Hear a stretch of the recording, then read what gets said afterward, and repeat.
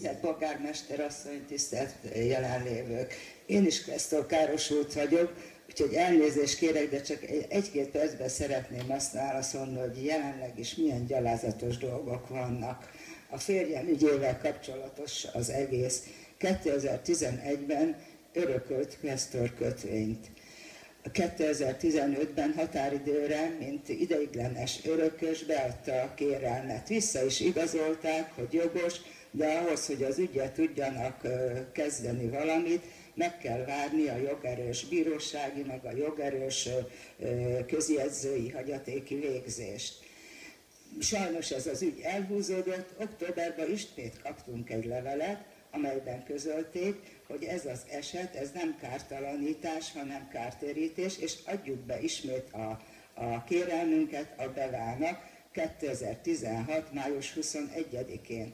Ezt megtettük tavaly december második felében, addigra már megvoltak ezek a jogerős végzések, mellékeltük is hozzá, és vártuk, hogy már jelentkezni fognak. Hát sajnos nem jelentkeztek, de a NAV-hoz igen.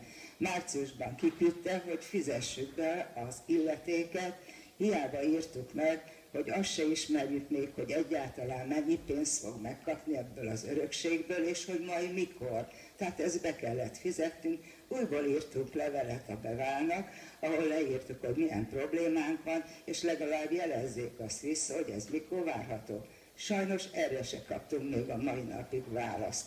Most június elején ez a kártalanítási alap írt ismét egy levelet, amiben leírta, hogy a férjem nincs a nyilvántartásban, tehát elutasítsák, ne várjunk semmit tőle.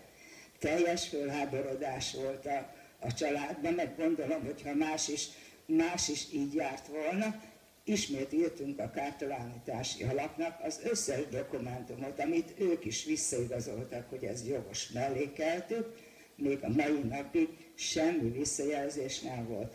5-ször már hívtam őket, telefonon abszolút nem lehet elérni, csak az ügyfélszolgálatot, aki mindig csak azt a választ adja, hogy egy héten belül visszahívnak, ha nem hívnak, akkor én jelentkezzek náluk. Ez már 5-szörre történt, most ezen a héten volt az utolsó, és most közölte a hölgy azt is, hogy fölösleges őket hívni, értsen meg, hogy majd jelentkezni fognak. De mikor majd? Befizettünk rengeteg pénzt az örökségi illetéknél, azért, amit még semmit nem is kaptunk. Szóval én azért mondom, hogy nagyon csúnya dolgok voltak, de jelenleg is vannak. És én ebbe szeretném kérni az ön segítségét, és itt a többi kollégái segítségét, hogy ebbe segítsenek, hogy az ember egy kis emberrel játszanak. A saját pénzén, amit 2011-ben a kvesztor letiltott, mivel hogy elhalálozás történt, se kivenni, se meghosszabbítani nem lehetett.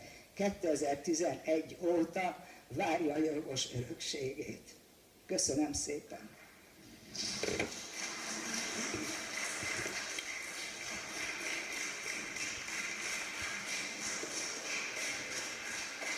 Köszönöm az itt elhangzott újabb kérdéseket is, amik felmerültek az önök részéről, és azt továbbítom akkor az alapnak. Amire mi legutóbb kaptam választ, azt szintén továbbítottam önöknek. Ez egy újabb kérdés, úgyhogy ezt is akkor megpróbálom feltenni kérdésként. Köszönöm.